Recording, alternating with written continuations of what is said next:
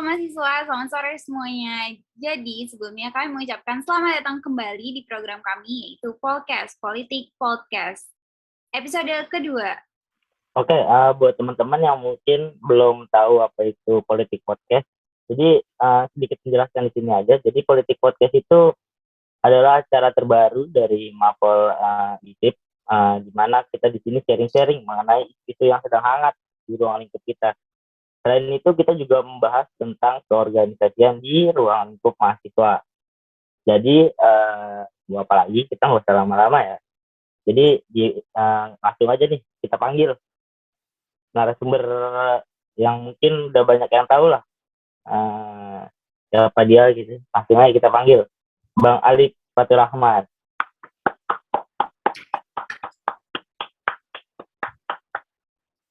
Halo, Assalamualaikum. Halo, Bang Alif. Waalaikumsalam. Ini apa kabar nih, Bang Alif?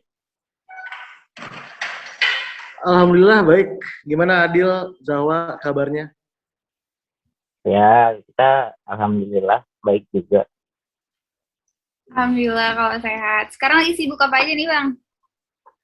Sibuknya nganggur sih. Enggak. Sekarang masih sibuk ya nerusin kuliahan. Karena kan kita juga masih kuliah kan. Lalu juga ada kesibukan lain, ngurus beberapa organisasi juga di luar kemahasiswaan. Terus juga ada beberapa usaha yang lagi jalan sih. Gitu. Padat ya Bang, kayaknya nih jadwalnya. Padat banget. Gambarannya doang sih padat, tapi kenyataannya sih nggak terlalu padat sih.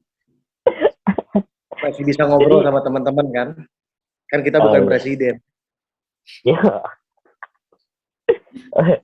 jadi gini Bang, di episode di Politik Podcast episode 2 kali ini, jadi kita tuh mau ngebahas tentang efektivitas mengenai gimana sih menjalani organisasi di tengah pandemi gini. Kan Cemali kan kemarin baru aja, oh ya kita kasih selamat dulu kali ya buat Cemali kemarin habis demis dari Ketua Himapelindo gitu. Jadi lanjut, kita ini mau ngebahas tentang efektivitas menjalani organisasi di tengah pandemi. Jadi pertanyaan pertama gini Bang, lu udah berapa lama sih terjun di dunia organisasi ini? Atau dari kapan gitu? Kalau dibilang terjun dalam organisasi sebetulnya mungkin dari kelas 2 SMP mungkin ya. Itu berperan aktifnya, tapi jadi keanggotaan dalam organisasi itu mungkin dari kelas 5 SD ya kali ya, karena ikut organisasi Paskibra dulu kan. Kalau di SD kan itu ekstrakurikuler gitu ya, ada Paskibra, ada banyak kan, ada futsal segala macam. Nah, gue ikut di Paskibranya, dan waktu itu masih jadi anggota-anggota biasa dan belum begitu mendalami sih sebetulnya untuk di keorganisasian. Tapi ketika kelas 2 SMP, itu berarti kelas berapa ya? Kelas 8 ya. Kelas 8 itu mulai aktif di dalamnya. Udah mulai ngurusin Paskibra juga. Jadi gue dari SD SMP itu ikut Paskibra. Di SMP kelas 2 itu mulai mengikuti perlombaan nasional. Pada saat itu gue inget mewakili Jawa dan Bali di tingkat nasional. Lalu di kelas 2 SMP juga gue terpilih menjadi wakil ketua OSIS di SMP. Gitu. Jadi mungkin dari situ.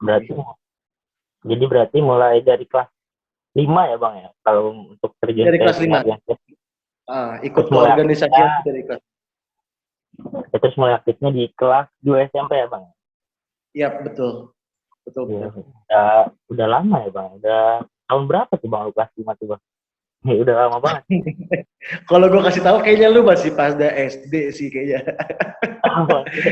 Ya, gue lulus SMP itu 2013 mungkin ya. 2013 lulus berarti 2012 2011 lah. Itu mulai aktif ya Bang. Tapi kalau mulai ikut mungkin 2009 2010. Udah lumayan lama ya Bang ya. Kan lu berarti udah lama kan ya? Udah berapa tahun tuh? Udah hampir Ya, hampir 21 pas 10 tahun lebih lah. Aha. 10 tahun lebih lah ya, 10 tahun lebih terjunnya. Lu mengartikan organisasi itu sendiri tuh gimana sih, Bang? Eh, Organisasi menurut gua gitu ya. Iya, Pertama mungkin eh, kalau dulu pada saat pertama kali ikut organisasi gue berpikir seperti ini.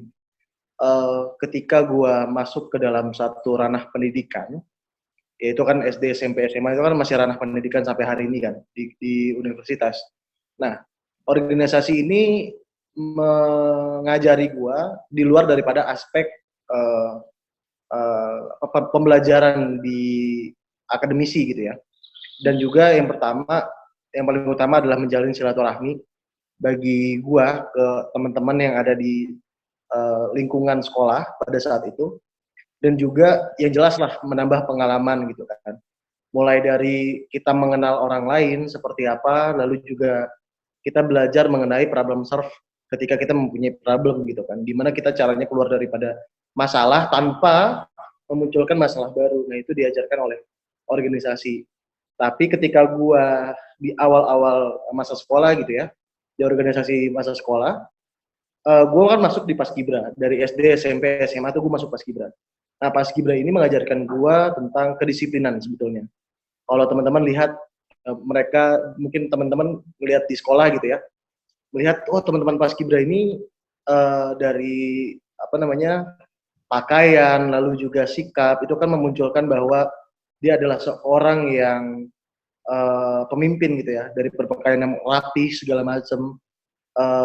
Itu menunjukkan bahwa ada sikap daripada organisasi yang membangun dirinya sendiri gitu loh untuk bermasyarakat gitu. Nah, FYI gitu ya, gue juga pas dari SD, SMP, SMA tuh selama gue sekolah itu tuh gue nggak pernah yang namanya ngeluarin baju.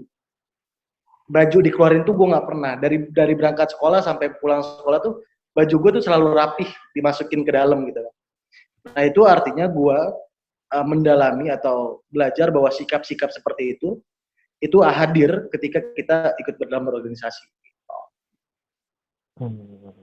Jadi kalau menurut itu lu organisasi itu banyak ya artinya, kayak tadi mengajarkan Banyak. kedisiplinan, ya kan? Terus kita ketika kita masuk dalam organisasi bisa menyelesaikan masalah tanpa menimbulkan masalah lain gitu, Bang. Oke, menarik juga sih, banyak juga arti organisasi menurut gue gitu. Nah, Menurut lo terus sendiri gimana, Dio? apa? Organisasi menurut lo itu seperti apa?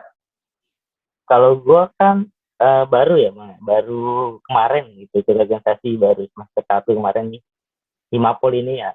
Ya menurut gue, pengalaman gue ya sampai sekarang, menurut gue kayak organisasi itu kayak wadah gitu, Bang. Tempat gue buat menyampaikan sesuatu, menyampaikan unek-unek. Terus juga di sini gue tahu lah apa namanya, ternyata banyak juga teman-teman yang mungkin teman-teman baru gitu kan, yang apa sebutannya kayak teman-teman yang bisa gue ajak ngobrol tuh, bisa bertukar pendapat gitu lah, yang itu lebih kritis gitu lah, banyak juga kan di sini kan di organisasi ini, di sebagai wadah dan untuk ngeluarin unek-unek sih, Bang, kalau gue sebagai wadah aja. Jadi sama dapat tempat teman buat curhat baru gitu kan? bertukar pendapat, iya, sama tempat buat bertukar pendapat gitu. Karena gini sih, organisasi ini, apalagi kita ini kan di dalam jurusan ilmu politik gitu ya, sosial dan politik gitu kan. Itu tuh perlu banget sebetulnya, perlu banget untuk gimana caranya kita bisa memahami sifat orang lain dalam ranah diskusi gitu. Itu yang pertama. Yang kedua, biasanya di dalam organisasi itu mengajarkan kita bahwa kita harus siap menerima kritik, dan kritikan itu harus bisa menjadi bangunan utama dari sikap kita ke depannya. Nggak bisa pemimpin itu lahir dari anti kritik sebetulnya.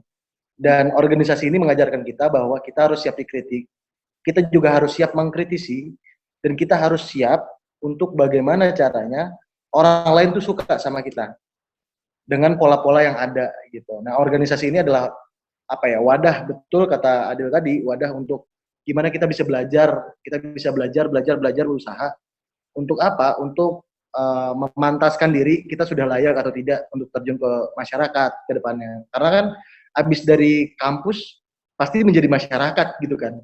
Ketika kita Ya, bukan lagi menjadi mahasiswa, kita adalah masyarakat biasa yang hidup di dalam circle masyarakat. Nah, bagaimana kita bisa membedakan kita sebagai sarjana dengan orang yang tidak sarjana adalah dengan cara pola pikirnya kan. Sebetulnya seperti itu, tapi kita harus siap dulu nih secara mental itu gimana. Dan di organisasi yang mengajarkan gue sih sebetulnya untuk bagaimana caranya kita bisa berdiskus sama orang yang lebih tua, lalu juga berdiskus dengan orang yang lebih muda, memposisikan diri kita bahwa kita menjadi murid ketika kita bertemu sama orang yang lebih tua atau yang lebih berpendidikan misalkan, dan kita bisa menjadi leader ketika kita ditunjuk sebagai leader gitu. Jadi intinya apa ya, kalau mau terjun di organisasi ini jangan egois gitu ya Bang ya. Jadi kita harus terima juga buat dikritik ataupun siap juga buat mengkritik gitu ya Bang ya. Kira-kira. Oke, lanjut gini kan, kemarin lu baru aja nih yang turun, baru banget demis dari Ketum Himapolindo. Ada nggak sih Bang motivasi lu buat teman-teman semua nih? Lu kenapa sih mau naik ke jadi ketua umum Himapolindo? Motivasinya gitu lu buat naik ke Ketum Himapolindo tuh apa gitu? Siapa tahu teman-teman ini yang nonton kan bisa termotivasi juga kan buat naik gitu. Yang pertama mungkin di dalam organisasi itu selalu diajarkan bagaimana caranya kita selalu berupaya untuk bermanfaat bagi orang banyak. Itu yang pertama. Lalu yang kedua, sejauh mana kita bisa menjalankan diri kita sendiri untuk bermanfaat bagi organisasinya. Nah, sebetulnya kalau ditanya apa motivasi lu sebagai ketua Himapol Indonesia gitu ya, gue sampai sekarang tuh nggak tahu gitu kenapa akhirnya amanah itu jatuh ke pundak gue. Dan dari awal di Himapol Indonesia tuh nggak ada cita-cita menjadi ketua Himapol Indonesia gitu ya. Cuma yang gue selalu tanamkan di dalam diri gue ketika gue terpilih menjadi ketua Korwil pada saat itu. Jadi sebelum Himapol Indonesia, gue jadi ketua Korwil di Korwil 3, itu meliputi 4 provinsi. Nah, di ketua Korwil ini, pada saat menjadi ketua Korwil ini, gue berupaya bagaimana caranya gue kerja maksimal. Udah itu aja dulu. Karena menurut gue amanah itu harus diselesaikan dengan baik. Kita punya program yang kita rancang dari teman-teman di Rakorwil atau Rakerwil gitu ya, pada saat itu Rakerwil, Rapat Kerja Wilayah, itu kan punya program kerja yang kita bahas secara detail. Nah, program kerja itu adalah amanah dari teman-teman untuk kita jalankan sebagai pengurus Korwil pada saat itu.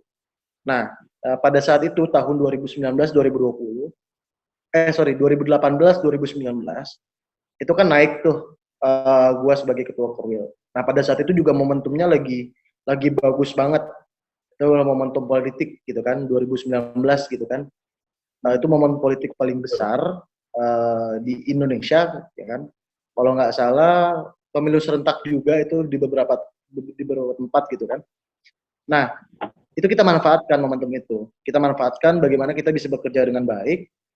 Nah, bekerja dengan baik itu adalah goals-nya sebetulnya. Tapi perjalanannya adalah ketika menjadi ketua Korwil, gue bagaimana caranya itu mengkomunikasikan ke seluruh himpunan yang ada di Korwil 3 untuk mereka tuh merasakan bahwa mereka saling memiliki.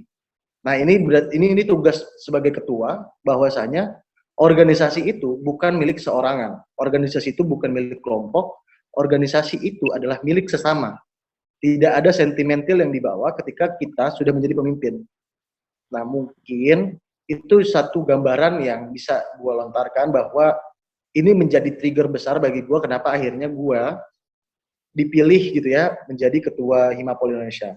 Pada saat gue naik di Kongres Aceh dengan beberapa program kerja yang berhasil dijalankan. Salah satunya adalah gue berhasil untuk membuat satu seminar besar di Universitas Nasional yang dihadiri oleh Ketua Bawaslu, Ketua KPU, Perludem, dan juga dari Mabes Polri. Pada saat itu Wakil Kepala Satuan Tugas Nusantara kepala Kasatgasnya pada saat itu Pak Gatot Edi yang sekarang jadi Wakapolri. Nah, itu adalah momentum besar, mungkin itu jadi bola besar ya untuk gua naik ke Himapol Indonesia, dan itu menjadi penilaian teman-teman semua ketika pada saat itu, sorry to say gitu ya, pada saat itu Himapol Indonesia mungkin tidak begitu aktif, tidak begitu pasif gerakannya, tapi tapi Korwil 3 menjadi bintang gitu lah ya, bintang dalam di Himapol Indonesia pada saat itu. Nah, mungkin karena gue berupaya untuk bekerja semaksimal mungkin, teman-teman yang ada di Kongres Aceh pada tahun 2019 itu melihat bahwa gue mempunyai kinerja yang baik, gue mempunyai teamwork yang baik, gue bisa memimpin Korwil 3 jauh melesat dibandingkan periode sebelumnya ataupun korwil-korwil yang lain. Nah, ini mungkin penilaian dari teman-teman. Jujur sebetulnya Dil ya, sama Zahwa, gue tuh datang ke Kongres Aceh itu nggak ada niatan buat naik sama sekali. Nggak ada niatan sama sekali. Gue datang ke sana untuk menuntaskan laporan pertanggungjawaban gue sebagai ketua Korwil. Udah, itu aja tuh. Makanya pada saat itu, Himapolis itu delegasinya cuma 2 orang. Pada situ gue sama Indi. Itu juga Indi karena dia kahim gitu kan. Nggak ada niatan apapun, nggak ada angin apapun gitu ya. Dari Jakarta tidak membawa visi misi. Gue datang ke sana untuk LPG-an, tiba-tiba memang ya ada bisikan-bisikan dari teman-teman yang ada datang. Pada akhirnya di beberapa hari sebelum pencalonan itu gue mencoba untuk membuat visi misi mau dibawa kemana Himapol Indonesia di bawah kepemimpinan gue gitu kan. Dan juga jelas lah langsung memainkan peranan politik di dalamnya, mulai menarik simpul-simpul, lalu melihat yang kira-kira menjadi lawan tuh siapa aja gitu kan. Ketika kita udah tahu kita mau seperti apa, nanti akan menjadi bumerang gitu kan, bumerang yang baik buat kita gitu kan. Dan akhirnya visi misi sudah terlaksana. Pada saat itu juga perumusan visi misi itu ditemenin atau di sharing tuh bareng sama teman-teman dari UGM pada saat itu. Namanya, ingat banget namanya Mas Bagus dari UGM, dia menyarankan ini apa yang harus dibawa di Himapol Indonesia, dan itu menjadi modal besar. Dan poin utama di kepengurusan gue adalah desentralisasi, di mana desentralisasi ini mencoba untuk mengaktifkan kembali peranan daripada korwil-korwil yang ada, karena jelas lah bahwa sebelum gue naik jadi ketua umum itu gue merasakan gimana susahnya menjadi ketua korwil pada saat itu gitu, dan menjadi pembelajaran besar lah bagi gue untuk modal gitu ya. Agar apa sebetulnya? Agar rasa gitu ya, dan juga rasa saling memiliki serta kebermanfaatan bagi Himapol Indonesia itu dirasakan di seluruh himpunan kayak gitu. Dan akhirnya kepilih dari 20 kampus yang hadir pada saat itu. Pada saat pemilihan itu ada 18 kampus yang di lokasi gitu ya, dan itu memilih semua, dan 2 universitas yang pada saat itu sudah jalan pulang karena itu di hari terakhir banget gitu ya, jalan pulang. Gua tanya gitu kan, sebenarnya kalian mendukung atau enggak gitu kan, ya mendukung gitu, dan akhirnya ya kalau di total ya total bersih lah, gue sama bersih di sana gitu. Itu dia. Jadi mungkin motivasi lu buat naik ke jadi ketua Himapolindro mungkin karena lu pengen gitu ya, pengen yang Himapolindro tuh yang di saat itu yang tadi lu bilang pasif gitu ya Himapolindro ya. Lu pengen membawa Himapolindro itu lebih aktif lagi gitu kan. Nah, ya. Betul. Kita lanjut ke pertanyaan selanjutnya. Nah, setelah kesuksesan Bang Alif kemarin nih sebagai Ketua Umum Himapolindro, boleh nggak sih sharing-sharing kita kalau Bang Alif nih belajar leadership itu dari kapan? Belajar leadership? Dari kapan ya? Sebetulnya kalau belajar leadership itu sebenarnya dari kita sudah lahir kita harus belajar gitu kan. Karena menurut gue pribadi, leadership yang paling bisa kita lakukan adalah gimana caranya kita memimpin diri kita sendiri. Nah, lawan yang paling susah sebetulnya bukan lawan politik, Tapi yang lawan paling susah adalah melawan ego dan juga melawan diri sendiri. Melawan ego itu maksudnya adalah gimana cara kita ngebuang rasa malas kita, rasa tidak percaya diri kita, rasa malu kita, itu kita lawan. Nah, kalau bicara soal leadership di organisasi, mungkin gue agak telat ya, cuman belajarnya mungkin baru-baru ini gitu kan. Ketika gue mendapatkan amanat dan lain sebagainya, gue belajar di situ. Tapi bicara soal menempatkan posisi sebagai apapun di dalam organisasi, mungkin itu dari awal gitu kan. Bagaimana caranya minimal gue tidak menyusahkan orang lain. Kalau plusnya gue bisa membantu orang lain. Dalam artian gini, kalau misalkan kita mempunyai jiwa leadership segala macam, ya dari situ gitu loh mulainya. Dari diri sendiri, minimal tuh kalau di dalam Akmil ya, kalau di pelajaran di Akmil, ketika kita menjadi leadership atau kita mempunyai jiwa leadership, minimal dari bangun tidur kita rapihkan dulu tempat tidur kita, supaya kita bahwa kita sudah menyelesaikan tugas kita hari itu. Tugas pertama kita hari itu adalah membersihkan tempat tidur kita setelah kita tidur. Nah itu kan artinya kita sudah mencoba memupukkan rasa leadership kita gitu. Dari situ sih Zahwa. Lanjut ya Bang. Kan kalau dari yang kita tahu nih Bang Alif kan udah lama lah berkecimpung di dunia perorganisasian. Dalam dunia perorganisasian itu ada nggak sih role modelnya Bang Alif sendiri yang efektif selama ini tuh? Role model dalam diri gue gitu ya. Mungkin ini agak naif sih sebetulnya, mungkin agak gimana gitu ya. Tapi menurut gue sih sendiri, role model jiwa kepemimpinan atau pemimpin yang baik, gue selalu mencoba untuk menjalankan seluruh kegiatan gue itu nyaris seperti role model gue. Siapa? Nabi Muhammad SAW. Menurut gue, Nabi Muhammad SAW adalah role model sesungguhnya gitu ya. Bahwa dia berupaya untuk gimana caranya orang yang ngebenci dia itu suka sama dia tanpa kekerasan. Dia selalu melontarkan hal-hal baik, dia selalu mengajarkan kita bahwa apapun yang kita lakukan itu atas dasar ikhlas, atas dasar ridho Allah Subhanahu wa taala, gua rasa akan mulus gitu loh. Nah, cobaan-cobaan itu adalah hal yang menjadikan kita itu jadi dewasa. Dan role model gue adalah Nabi Muhammad SAW.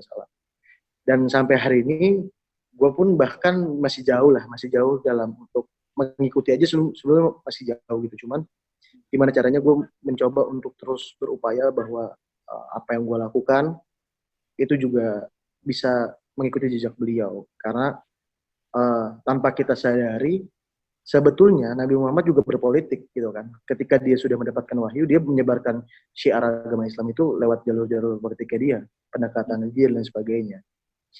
Seperti itu role modelnya. Cuman kalau bicara yang lain gitu ya, role model yang lain, nggak ada sih ya, nggak ada role model. Cuman gue agak suka dengan cara-cara yang dari beberapa orang gitu, seperti kedekatan emosionalnya Pak Jokowi dengan masyarakat, lalu juga sikap yang taktis dari Pak SBY gitu kan. Dua pemimpin ini kan mempunyai karakter yang berbeda gitu kan. Kalau Pak Jokowi itu biasanya banyak diskusi nih sama para menterinya gitu kan, sampai mungkin kebijakan yang diambil ini lama banget gitu kan. Tapi kalau Pak SBY misalkan dia nggak banyak bicara gitu kan, tapi dia juga taktis, sampai akhirnya permasalahan itu selesai. Nah ini terkadang kita harus mempunyai dua pedoman ini gitu loh. Bagaimana caranya kita menyelesaikan masalah dengan hal-hal yang baik. Didiskusikan boleh, tapi jangan terlalu lama. Sebab kalau lama, negara kita nggak bakal bisa merdeka sampai hari ini kan gitu. Kan kaum muda itu kan memaksa Bung Karno itu untuk cepat-cepat merdeka kan pada saat itu. Kalau Bung Karno pun bilang, ntar dulu kita bakal merdeka oleh Jepang kan gitu. Jadi kan kalau kita tidak memaksa untuk buru-buru, kita nggak bakal merdeka sebenarnya. Gitu. Nah, yang kita tahu nih, kan semenjak Bang Alif nih memimpin Himapolaindo, udah lama kan datang nih pandemi COVID-19. Nah, apa aja sih tantangannya yang Bang Alif rasakan pas jadi pemimpin ditambah ada pandemi. Ya ini ya, pada dasarnya sebuah organisasi ini harus mampu beradaptasi dengan keadaan lingkungan, beradaptasi dengan permasalahan yang ada. Nah, pandemi memang gue yakin lu tanya sama semua organisasi pun pasti akan kebingungan di awal gitu. 3 bulan pertama atau PSBB pertama tuh kacau banget gitu. Nah, tapi kita sebagai pemuda mahasiswa yang mana kita sudah belajar organisasi yang cukup lama, gue rasa nggak ada masalah. Tapi memang ada pilotnya lah, kalau ibarat kata dunia bisnis ada pilotnya. Nah, timetable atau timeline gue di Himapol Indonesia hancur banget. Gue udah bikin agenda per bulan tuh ada 3 sampai 4 gitu kan. Artinya per minggu tuh udah ada. Tapi itu hancur. Nah, gue berupaya untuk bagaimana pola komunikasinya tetap dijaga, karena organisasi kunci utamanya ada di komunikasi. Organisasi bisa jalan kalau komunikasinya dengan lancar. Organisasi bisa jalan kalau komunikator dengan komunikannya itu satu pemahaman gitu ya. Nah, pada saat itu gue adain rapat per 3 hari sekali dengan korwil yang ada, dengan BPH pusat dan juga dengan himpunan. Akhirnya gue memutuskan untuk program nggak usah banyak program, tapi kita beradaptasi dengan lingkungan sekarang. Jadi pada saat itu akhirnya Rafflenas itu diadakan dengan online gitu kan. Itu beda banget, dan akhirnya organisasi yang gue jalanin itu tidak sesuai dengan amanah ADART gitu kan. Karena di ADART itu tidak diatur bahwasanya organisasi harus seperti apa ketika pandemi gitu kan. Nah, tapi kita bisa berjalan organisasinya dengan catatan kita mempunyai peraturan organisasi ataupun peraturan pengurus pusat. Nah, itu menjadi landasan utama bagaimana caranya organisasi itu tetap bisa berjalan tuh, gitu, tanpa ada embel-embel apa dan sebagainya. Tapi itu tadi kuncinya di komunikasi, karena mengatur 39 universitas dalam masa pandemi itu kacau banget. Ditambah dengan situasi yang nggak bisa ngapa-ngapain, program juga nggak ada. Itu hampir 6 bulan tuh nggak ada program yang signifikan. Gitu. Pada saat itu banyak tuh program yang udah jadi banget, tinggal tinggal dilakuin, tapi nggak jalan gitu karena pembatasan sosial dan sebagainya. Nah, sama kayak kita hari ini gitu kan. Biasanya kita diskusikan tatap muka. Nah, sekarang kita online gitu kan. Seperti itu. Harus terus-terusan beradaptasi terus-terusan gitu sih. Nah, itu kan tadi dari segi komunikasi ya. Kalau misalnya dari tantangan yang lain, gimana cara Bang Alif menyelesaikannya gitu? Tantangan yang lain? Iya. Tantangan seperti apa maksudnya? Program-program yang mau jalan nih, tapi kan jadinya keundur. Nah, cara menyelesaikannya tuh gimana? Apa programnya nggak jadi dilanjutin? Apa tetap dilanjutin tapi dengan cara yang lain? Ada beberapa program yang akhirnya kita mau tidak mau itu kita batalin. Contoh program yang sudah kita dapat pada saat itu adalah sosialisasi gitu, dari MPR dan DPR. Itu udah deal gitu ya, udah tinggal kita laksanakan, tapi itu tidak bisa dijalankan. Nah, itu harusnya dibatalkan. Tapi ada juga program-program yang akhirnya setelah 6 bulan itu dijalankan, yaitu dengan cara bikin webinar gitu kan. Ada juga seminar-seminar secara online dan sebagainya. Dan seperti misalkan di bulan-bulan November di tahun 2020 misalkan, itu kan ada isu nasional kan, Omnibus Law dan sebagainya. Nah, kita berupaya untuk bagaimana kita mengkampanyekan penolakan RUU itu dengan cara di media sosial, dan ini tidak pernah dilaksanakan oleh Himapol Indonesia khususnya ataupun di himpunan yang lain gitu. Gue yakin semuanya beradaptasi, dan adaptasi itu perlu waktu gitu ya, dan semua itu bisa dijalankan dan tidak bisa dijalankan tergantung pertama melihat situasi dan kondisi, yang kedua komunikasi yang terjalin antara pengurus, mau di pengurus pusat, pengurus korwil ataupun pengurus himpunan. Karena itu balik lagi dengan yang tadi dibilang di awal bahwa organisasi tidak mengurusi satu kelompok, tidak punya satu orang, tapi ini punya semua orang. Karena itu juga diatur dalam ADART di Himapol Indonesia pasal 4, bahwasanya permasalahan yang ada di Himapol Indonesia itu harus diselesaikan gitu loh. pengurus pusat sebagai amanah daripada Kongres, pengurus Korwil juga amanah daripada Kongres, dan pengurus himpunan yang bertanggung jawab seluruhnya gitu. Dan banyak, ya intinya banyak lah program kerja yang akhirnya tidak bisa dijalankan, tapi kita bisa jalankan gitu. Gitu sih, Zawa. Oke. Ada nggak sih Bang tips dari Bang Alif nih buat organisasi-organisasi lain agar tetap, biar kita tuh tetap produktif pas lagi pandemi kayak gini? Karena kan kayak yang kita tahu ya, lagi pandemi pasti kan organisasi tuh nggak mungkin sepenuhnya efektif kan. Itu sebenarnya jawabannya sudah ada. Jawabannya adalah cari yang efektif gitu. Beradaptasi itu kan perlu banyak pemahaman kan. Sebenarnya apa sih adaptasi itu, dan juga mau dibawa kemana organisasi ini ketika kita menghadapi situasi seperti ini. Dan jangan biarkan organisasi itu hanya jalan oleh karena 1-2 orang, tapi organisasi itu harus berjalan dengan teamwork yang jelas. Kita udah punya kepala divisi, kita percayakan mereka untuk bagaimana caranya divisi itu bisa berguna bagi organisasinya gitu loh. Dan jangan sampai hanya karena kesalahan 1-2 orang organisasinya jadi mati. Nah, perlu banyak evaluasi. Evaluasi itu perlu banget menurut gue, supaya apa? Supaya kita bisa beradaptasi. Nah, evaluasi ini menjadikan pembelajaran yang baik ke depannya agar tidak menjadi keledai yang jatuh di lubang yang sama gitu loh. Dan juga cari yang efektif, paling efektif. Menurut gue, nggak masalah lu punya program hanya sedikit. Tapi bermasalah ketika program-program itu tidak dirasakan. Lu mau banyak program tapi nggak ada program yang dirasakan oleh anggota himpunannya misalkan, percuma. Tapi ketika lu punya program sedikit tapi dirasakan oleh anggota himpunan, ya itu akan lebih luar biasa menurut gua. Gitu. Lanjut ke pertanyaan berikutnya, Adil. Oke. Di tes CPNS ya? Apa Bang? Kayak lagi di tes CPNS. Tegang banget, selalu aja kawan. Iya, dan kemarin kan sempat COVID ya Bang ya, bukan sempat COVID, emang masih COVID ya kemarin. Terus dari Himapolindo sendiri gitu Bang, ada nggak sih inovasi-inovasi khusus gitu untuk masa pandemi kemarin Bang? Oke, inovasi khusus gitu ya. Baru. Iya.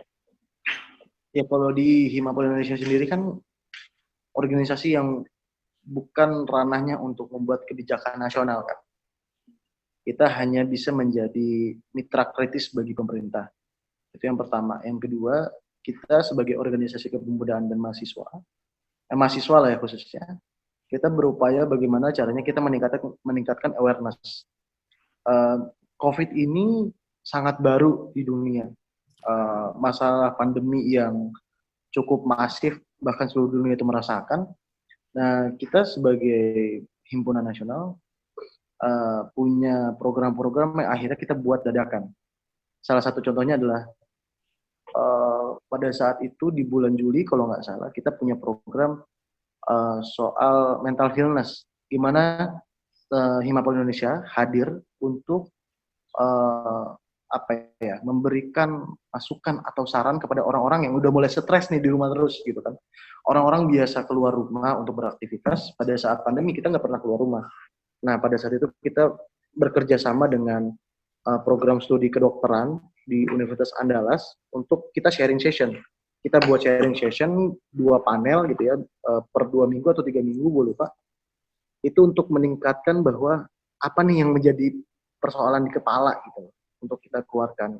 Itu menyelesaikan permasalahan psikologis bagi mahasiswa ataupun masyarakat umum. Karena menurut kita terlepas dari masalah ekonomi, kesehatan mental tuh perlu banget gitu loh. Karena ya itu tadi banyak bahkan kasus perceraian kan. Kasus perceraian itu banyak banget kan. Itu karena apa? Karena kesehatan mental itu yang tidak dipikirkan oleh masyarakat. Nah, itu kita hadir ke sana.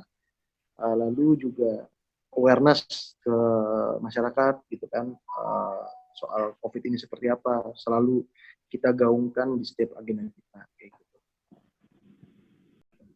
Tapi itu yang tadi mental healthness itu ya bang, itu efektif bang, efektif. Efektif atau enggak tergantung dari orang-orang yang hadir di seminar itu melakukan atau tidak gitu kan. Tapi menurut gua setidaknya kita hadir dalam kebenaran, setidaknya kita menjadi fasilitator bagi masyarakat untuk gimana caranya masyarakat tuh terbantu gitu loh. Nah menurut gua kehadiran kita itu membantu masyarakat gitu loh. Walaupun kita tidak bisa membebaskan mereka dalam permasalahannya, tapi seenggaknya ada aspek-aspek yang coba kita pertahankan, ada aspek-aspek yang coba kita selesaikan dengan landasan keilmuan. Oh, kalau memang memiliki perasaan seperti ini, gimana nih solusinya, gitu kan? Kita berikan solusinya. Kita berikan jalan keluarnya seperti apa, kayak gitu. Tapi menurut gua, ketika masa pandemi seperti ini, terus organisasi memiliki program kerja yang langsung bersentuhan dengan masyarakat, gua rasa efektif. Karena masyarakat itu butuh didengar sebetulnya. Kita percayalah mungkin banyak lembaga-lembaga pemerintah ataupun lembaga non pemerintah yang tidak bersentuhan langsung gitu dengan masyarakat, gitu kan. Mereka hanya menggaungkan tanpa memikirkan gimana caranya situasinya tuh tetap kekontrol gitu. Nah, organisasi ini sebagai, kalau Bung Karno bilang, adalah tangan kanan dari masyarakat gitu ya, atau penyambung lidah rakyat gitu kan, berupaya untuk hadir gitu loh. Seenggaknya lu hadir aja dulu gitu. Terlepas masyarakat mau terima atau enggak ya itu urusan lain gua rasa. Tapi yang jelas sebagai organisasi mahasiswa yang tahu permasalahan masyarakat, ketika lu hadir lu udah bermanfaat bagi orang lain. Itu dia. Jadi setelah acara itu ya bang, setelah acara mental healthness itu pasti kan ada respon ya dari masyarakat dan mahasiswa. Nah respon mereka terhadap acara itu gimana sih? Ya, Karena pada saat itu di bulan-bulan itu kalau nggak salah ya, itu tuh jarang banget ngadain seminar seperti itu. Kebanyakan tuh seminar tuh mengenai cara mengatasi pandemi gitu, cara adaptasi yang baru gitu kan. Tapi jarang banget teman-teman yang menggaungkan bahwa kesehatan mental di masa pandemi itu gitu loh. Dan responnya cukup baik, cukup banyak masyarakat atau mahasiswa gitu ya yang akhirnya kita bimbing nih. Kurang lebih ada sekitar 40 sampai 60 orang yang kita bimbing tuh selama 2 minggu untuk keluar daripada zona itu. Bukan setidaknya merasa terbantu gitu.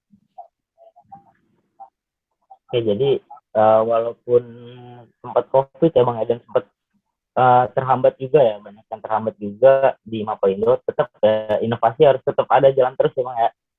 Iya, betul. Oke. Dunia organisasi kan udah lumayan lama nih, udah hampir 10 tahun kan lu bilang. Ada nggak sih kayak acuan gitu, kayak buku atau tulisan gitu untuk lo berkecimpung di dunia organisasi ini? Acuan ya, atau buku ya, gua rasa nggak ada ya kalau dari gue pribadi ya, cuman pengalaman itu jadi modal utama gitu. Bukan dari literatur, bukan dari teori, karena teori itu bakal kalah gitu loh dengan realita yang ada. Dan kuncinya satu, ketika teman-teman mau memiliki sifat leadership dan juga sifat kepemimpinan, gue selalu menggaungkan ini. Tapi kalau ada aspek dari orang lain gue nggak tahu, tapi gue selalu menggaungkan bahwa hanya dua yang harus kita tanamkan. Yang pertama bersyukur atas segala nikmat yang telah diberikan oleh Tuhan. Bersyukur bahwa kita sudah diterima dalam organisasi manapun itu. Bersyukur kita bisa berkuliah. Bersyukur kita bisa bernafas untuk terus menggaungkan kebenaran. Dan yang kedua adalah ikhlas. Ikhlas kita menjalankan sesuatu. Ikhlas kita berpikir bahwa kita harus berguna bagi orang lain. Dan ikhlas dalam pengabdian. Karena menurut gue bersyukur sama ikhlas itu harus jalan. Tidak boleh di luar daripada itu. Karena apa? Karena ketika lu bersyukur dan ikhlas, niscaya lu bisa membina gitu ya, menciptakan dan juga bertanggung jawab atas berdirinya masyarakat adil dan makmur gitu loh. Dan ketika itu dijalankan, gue rasa pengalaman-pengalaman organisasi itu akan terus bisa dijalankan. Asal lu yakin aja gitu loh. Hmm. Kalau Berarti dari lu literatur, pernah baca sih literatur soal organisasi, karena menurut gue lebih baik kita langsung turun ke lapangan gitu ya, untuk melihat situasi yang ada dan lu bisa belajar di situ. berarti lu lebih suka langsung turun ke lapangan ya dan belajar dari pengalaman ketimbang harus literatur dan teori ya tadi emang. Betul, betul. Teori mah di kampus di sama Pak Nazimin kan bisa kan, Iya atau betul. Pak Mustafa kan bisa belajar teori dari sana. Tapi mereka kan praktiknya kan agak berbeda gitu. Oke, Udah kenal terakhir sama nih Pak Bang. Nazimin kampus kan? Kenapa? Udah kenal sama Pak Nazimin sama Pak Mustafa kan? Nah, udah diajarin sama mereka.